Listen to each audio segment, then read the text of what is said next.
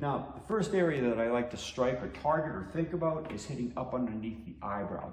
You have two nerves coming up here, the supraorbital, and you want to pinch those against the bottom of the brow.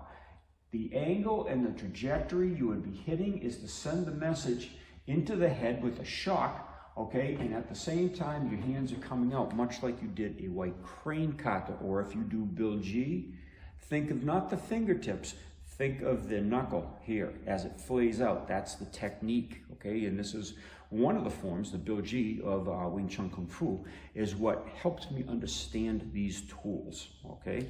So I'm going to be hitting up underneath. It's an excellent target because I'm going to compact the eye too.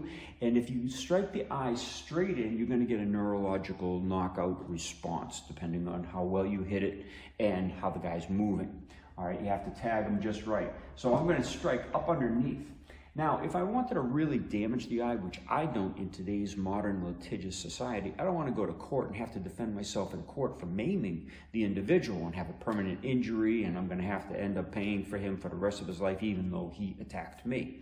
And I don't feel like it's my position to damage a body. I just want to incapacitate it, leave no marks, leave no damage, and that way they learn the lesson of their ways, and I get to go on my way.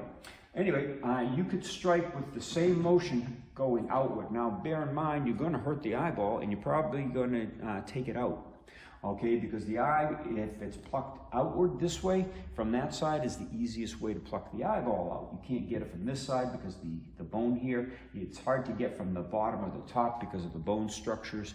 You can also just scoop this with your thumb like so many different martial arts teach. Now, here's the thing. When people showed you that art, because you have many arts that do this, like the Uechi Seisan, you have the white crane that I mentioned, many different styles, you have to also look at the yin and the yang in a weapon, and we are going to look at that in different aspects during this filming.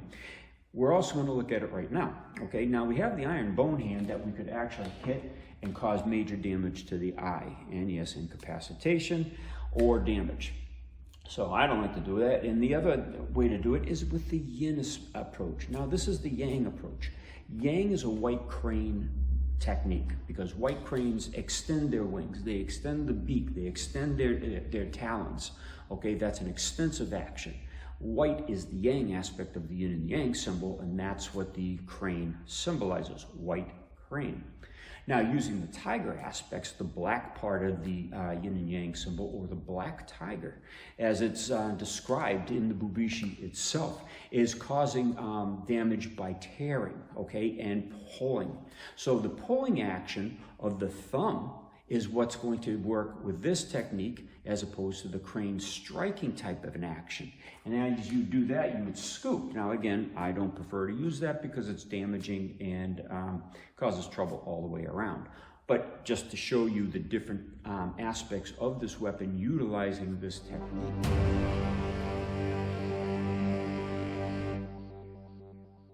Okay, now I've described the two kinetic energy forces that we make with this iron bone hand. One is coming forward into the strength of the thumb for hard surfaces, also coming down onto the surface this way for more soft tissue. All right, now I'm going to show you a couple of different targets that we can use with this and why this is a very formidable weapon. Again, I already mentioned how your arm is relaxed. You transfer the energy just at the last second. If you're in close into a combative situation in here, you don't have the opportunity to get strength to punch back. If you pull your hand back, you open yourself up for a following attack. But by using the iron bone thumb, we can plant the hand very easily right up underneath the eyebrow, right up underneath the cheekbone. Okay, from a close position, just coming up underneath is going to really bring the person down. Oh, you okay? Yes.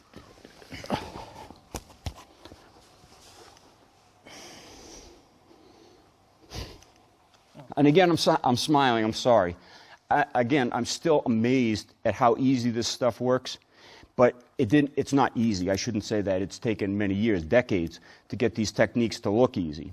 But once you have the technique down, you know the energetic transference, and you know the targets and the angle and direction to hit them in, it is easy. Now, you saw me catch his arm. The reason why I did that was because as I came up underneath his eyebrow, okay, I knew his head was going back. And even if he could slap out because he wasn't totally unconscious, the first thing that's going down is the head.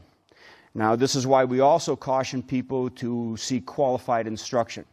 I knew this was going to happen because I've done this before, okay? But if you're experimenting from watching a DVD, for example, and you hit the person and you're not wise to the idea that he's going to hit his head or hurt himself and catch him, then there could be problems. So again, even though you can train from these, and we do encourage people to train using these DVDs, we ask you to seek out qualified instruction so everything is safe and you get better at it.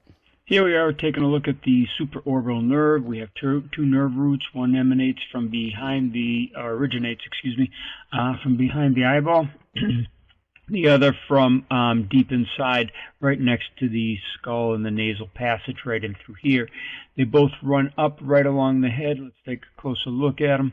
Okay, and they'll run right underneath. Now what you can do is take your eye and bone and you can either catch one or both. It's very easy to catch both because all you do is you slide your thumb pad or the outside of the iron bone right alongside the nasal passage, and the tip of the bone, the tip of the joint will get right here, and the other part of the thumb will catch right in through here, so very easy. Now, once you've come up underneath to pinch these two nerves against the bone, you're going to want to slide out to the side this way.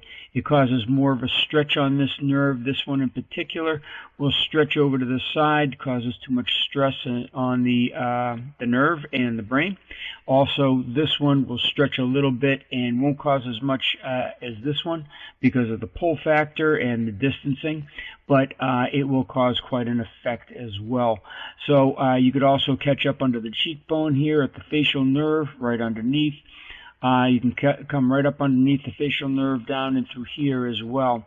My favorite is coming up under the eyeball because when you do the eye, you also have a vasovagal response or a syncope that happens where you affect the blood pressure. You drop the blood pressure instantly.